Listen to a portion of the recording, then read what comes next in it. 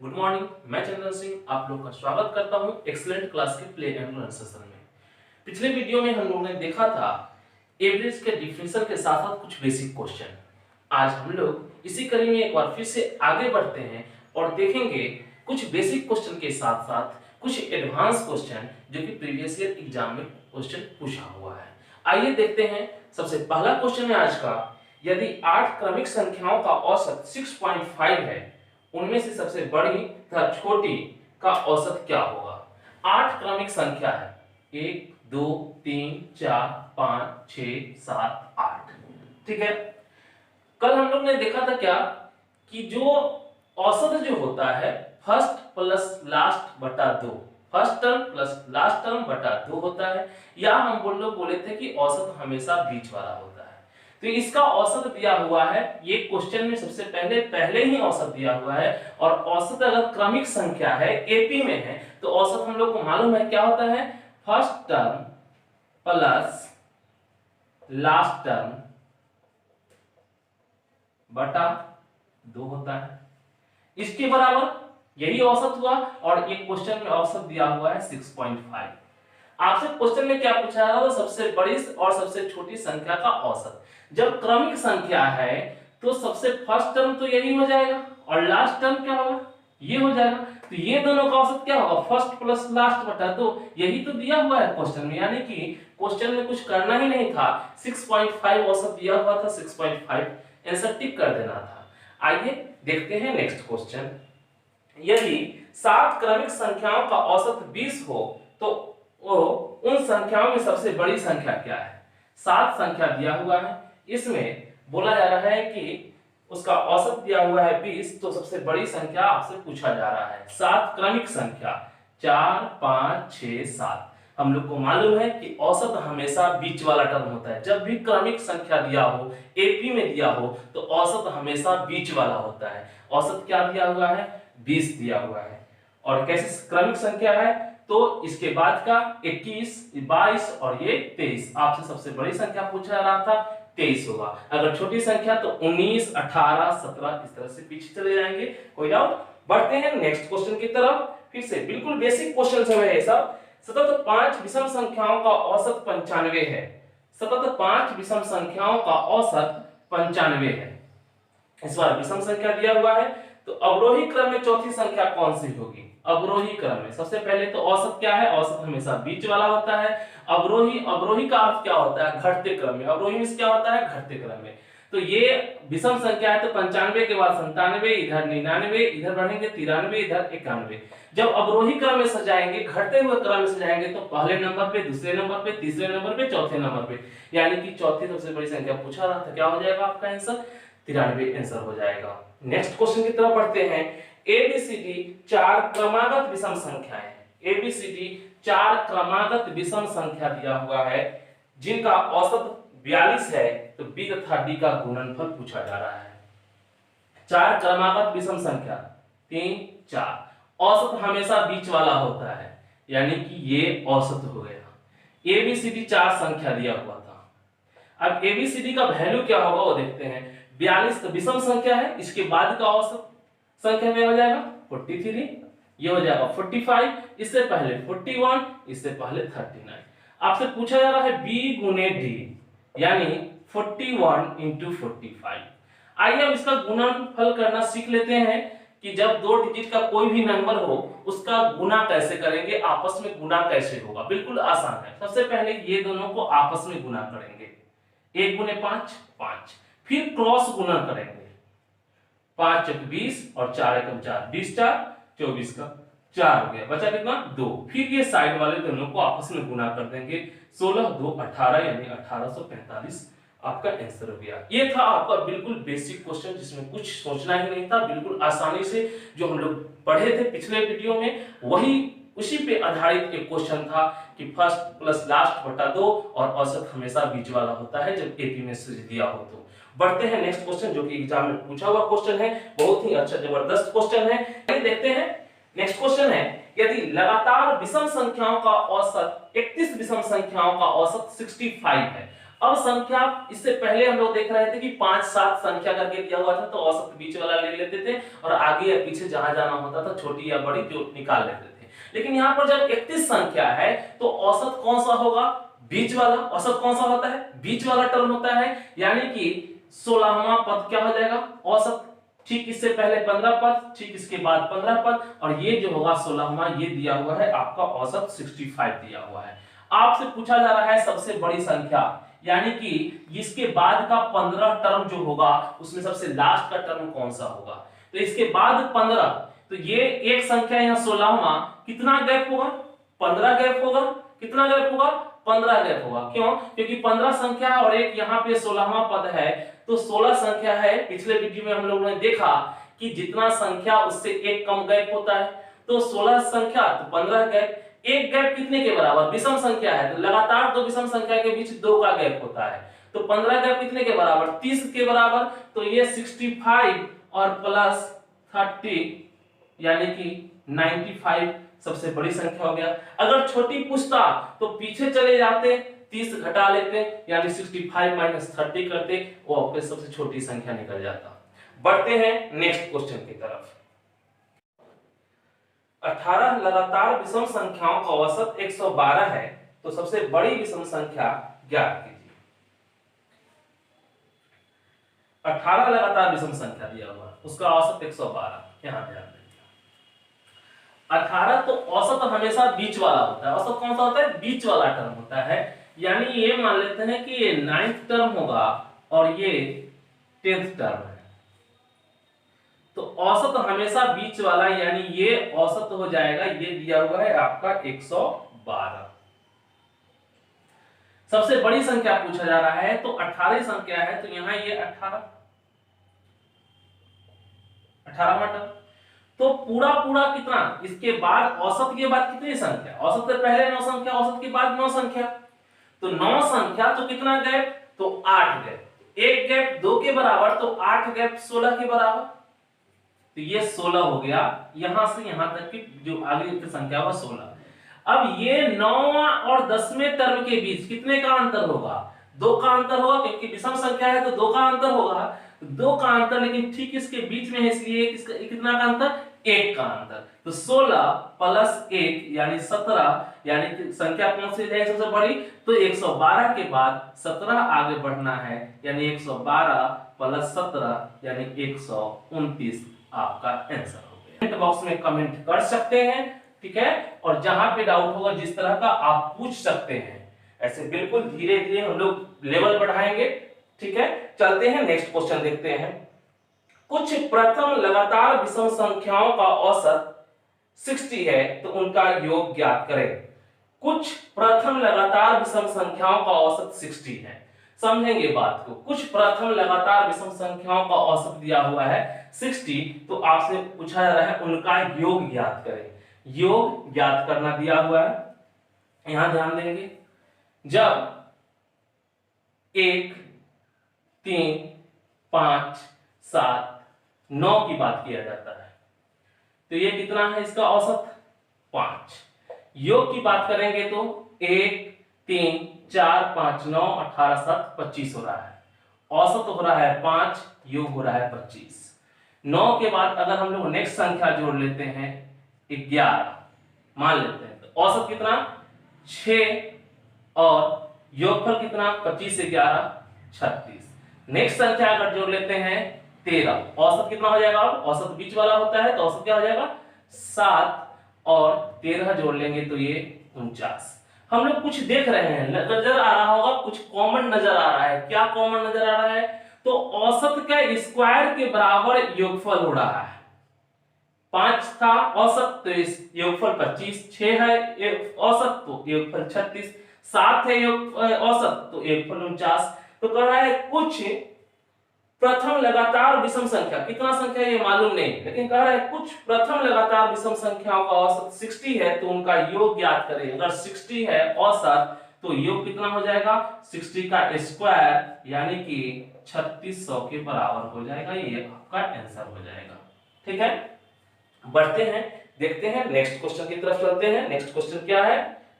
बोला जा रहा है इस बार कुछ प्रथम लगातार सम संख्याओं का औसत, कुछ प्रथम लगातार सम संख्या, इससे पहले विषम संख्या था तो विषम संख्या वाले में क्या कर देना था, केवल जो औसत था उसका स्क्वायर कर देना था। यहां पर सम वाले में क्या करेंगे वो देखेंगे। कुछ प्रथम लगातार सम संख्या देखते हैं, 2 4 6।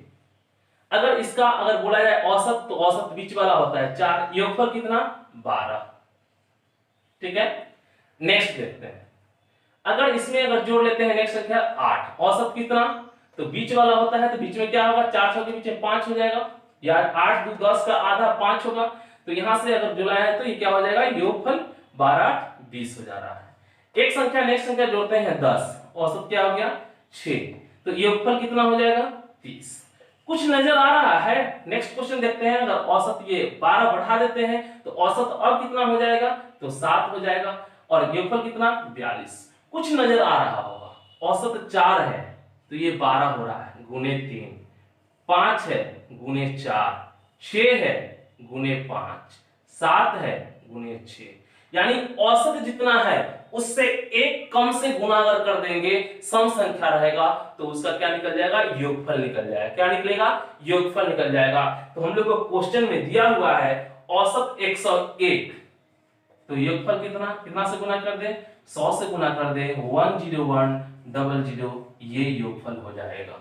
ठीक है, बढ़ते हैं, देखते हैं नेक्स्ट क्वेश्चन। देखते हैं फिर से नेक्स्ट क्वेश्चन है, कुछ प्रथम लगातार प्राकृत संख्याओं का औसत 20.5 है। कुछ प्रथम लगातार प्राकृत संख्या है, उसका औसत दिया हुआ है 20.5 औसत बोला जा रहा है, ये औसत है। तो अब प्राकृत संख्या का अर्थ क्या होता है, लगातार संख्या, गिनती की संख्या जो होता है।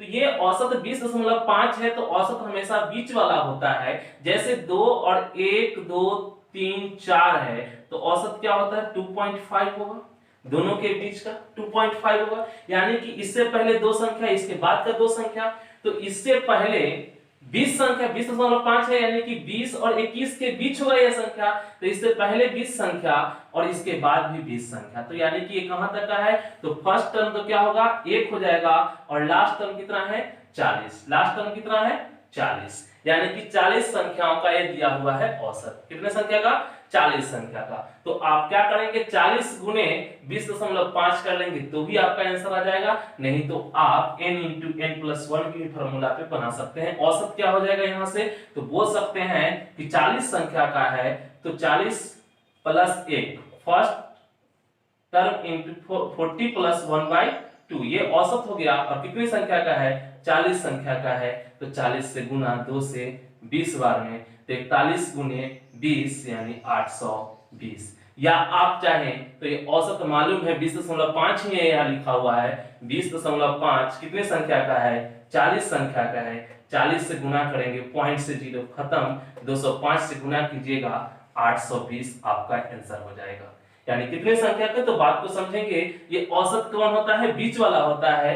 दिया हुआ है 20.5 औसत है, यानी कि इससे पहले 20 संख्या, इसके बाद का 20 संख्या, यानी कि टोटल 40 संख्या है। 1 से 40 तक का औसत दिया हुआ है, तो 40 संख्या।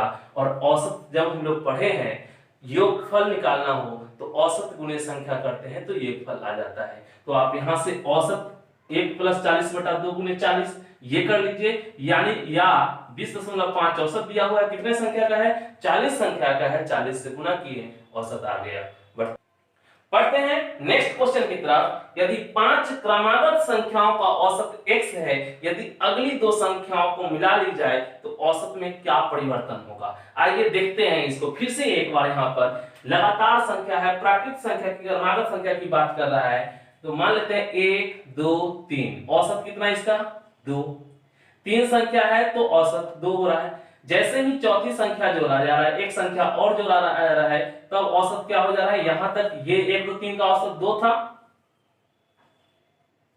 इसका औसत बोला जाए तो बीच वाला टर्म 2.5।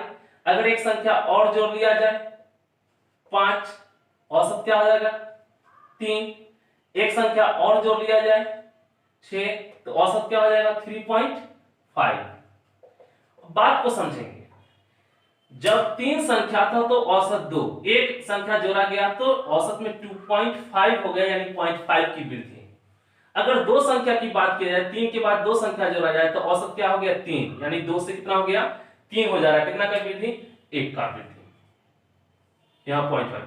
जब 3 संख्या जोड़ा जा रहा है तब कितने का वृद्धि 1.5 का वृद्धि, यहाँ पर 1 का, यहाँ 0.5 का। हम लोग क्या देख रहे हैं, जब एक संख्या जोड़ा गया तो 0.5 का वृद्धि, जब दो संख्या जोड़ा गया तो 1 का वृद्धि, जब 3 संख्या जोड़ा गया तो 1.5 का वृद्धि। यानी हम कह सकते हैं जितनी संख्या जोड़ा जाएगा उसके आधा का वृद्धि होगा, जितनी संख्या जोड़ा जाए उसके आधा का वृद्धि होगा। यानी अगर 20 संख्या जोड़ेंगे तो औसत में 10 का वृद्धि होगा, अगर 40 संख्या जोड़ेंगे तो औसत में 20 का वृद्धि होगा, अगर 5 संख्या जोड़ेंगे तो औसत में 2.5 का वृद्धि होगा। यहाँ पर आपसे क्वेश्चन कर रहा है यदि 5 क्रमागत संख्याओं का, प्राकृत संख्याओं का औसत x है, यदि अगली दो संख्याओं को मिला ली जाए तो औसत में क्या परिवर्तन होगा, तो 1 की वृद्धि हो जाएगा। यानी क्वेश्चन देखना है और आंसर देना है।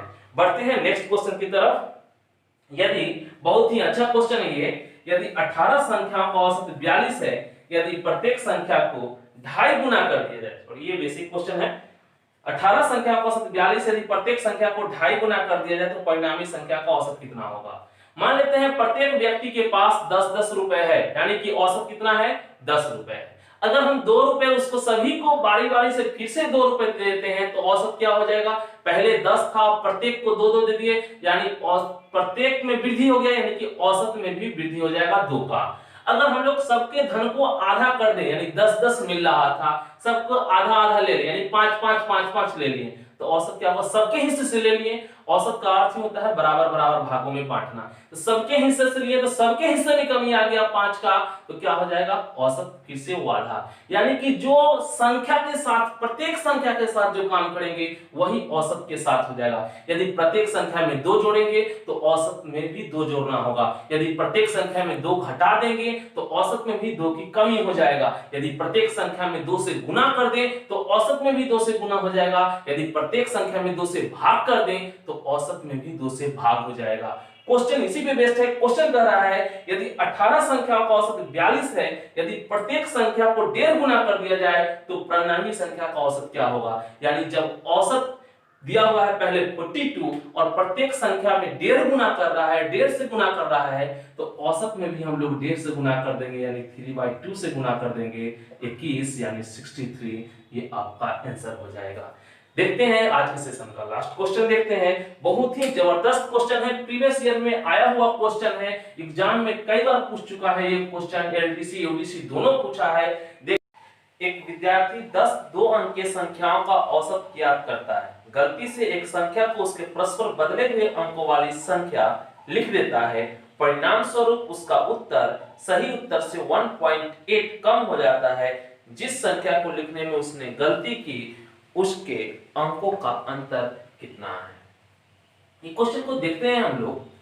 दिया हुआ है संख्या की 10 2 अंकीय संख्या, ठीक है, जिसमें से उसने क्या किया कि औसत निकालते समय एक संख्या को गलती से उसके अंकों को पलट दिया, जिससे उसका उत्तर पहले से 1.8 कम, औसत जो है उसका पहले से 1.8 कम हो जाता है। तो जो संख्या लिखा था पलटने में उसके अंकों का अंतर पूछा जा रहा है। पहले हम लोग क्वेश्चन को समझते हैं, डिराइव करके देखते हैं। ये 10 संख्या है, x1 x2 x3 dot dot dot, और ये 9 x9 प्लस 10वीं संख्या को हम लोग मान लेते हैं कि 10x प्लस y। इसका औसत कुछ मान लेते हैं, औसत मान लेते हैं कि इसका t है, तो क्या हो जाएगा, या a मान लीजिए, कुछ भी मान लीजिए, तो 10 संख्या है तो क्या हो जाएगा 10a हो जाएगा, क्योंकि औसत अगर a है, एवरेज a है, तो 10 संख्या का इसलिए 10 से गुना करेंगे तो एक फल में कन्वर्ट हो गया। चलिए नेक्स्ट कर रहा है कि यदि अब अंक यदि पलट देता है, एक संख्या के अंक को अगर पलट देता है, यानी कि जो इकाई के स्थान पे उसको दहाई के स्थान पे ले लेता है, दहाई को इकाई के स्थान पे, तो ये क्या हो जाएगा संख्या, इसको मान लेते हैं तो 10y प्लस x हो जाता है। बाकी संख्या सब वही है, x9 dot dot dot x1 plus x2 plus x3। तो औसत जो है 1.8 से कम हो जाता है, तो पहले तो 10a ये औसत योगफल था, अब 1.8 कमी कहने का अर्थ है औसत में 1.8 यानी प्रत्येक में 1.8 की कमी। तो 10 संख्या है, 10 में 1.8 की कमी यानी 1.8 इंटू 10 करेंगे तो 18 हो जाएगा। तो ये 18 की कमी हो जाएगा योगफल में। यदि अब यहाँ से हम लोग इसको घटाते हैं तो ये तो टोटल कैंसिल हो जाएगा। यहाँ देखेंगे 10x में से x जाएगा 9x और यहाँ प्लस y है माइनस 10y है यानी कि माइनस 9y हो जाएगा। तो 9 कॉमन लेंगे तो x माइनस y बराबर यहाँ 10 से 10 खत्म और ये 18 हो जाएगा। 9 से ये 2 बार में x माइनस वाई बराबर 2 यानी अंकों के अंतर पूछा जा रहा था। x और y जो संख्या इकाई और दाहिने स्थान के अंतर जो अंतर था उसका पूछा जा रहा था। क्या हो जाएगा 2, यही आपसे पूछा जा रहा था। आंसर क्या हो जाएगा 2। आइए देखते हैं इसको आसान से लैंग्वेज में, इतना करने की जरूरत नहीं है, बिल्कुल हम लोग एक लाइन में इसका आंसर दे सकते हैं। जब भी अगर कोई 2 अंकीय संख्या लेते हैं और उसके अंकों को अगर पलटकर जब कोई अंक संख्या बनाते हैं तो उसके बीच का जो अंतर होता है वो होता है 9 इंटू एक्स माइनस वाई, ये होता है। ठीक है, तो यहां पर जो है ये आपका 9 इंटू एक्स माइनस वाई बराबर अंकों का जो पलटने से बना पहले वाले संख्या और अंकों को पलटने से बने संख्या के बीच का अंतर ये। और क्वेश्चन के हिसाब से क्या कर रहा है 1.8 की कमी हो रहा है। क्यों कमी हो रहा है? क्योंकि अंकों को पलट दिया है इस वजह से। तो 1.8 का औसत में कमी, तो 10 में कितनी कमी? 18 की कमी यानी 9 इंटू एक्स माइनस वाई बराबर 18। तो 9 से ये 2 बार में कट गया यानी x माइनस वाई बराबर 2। आप यहां से डायरेक्ट आंसर दे सकते हैं बिल्कुल। ठीक है, तो हम लोग आज ये यहीं पे इसका सेशन समाप्त करते हैं। देखते हैं फिर हम लोग नेक्स्ट एपिसोड में। तब तक के लिए जय हिंद।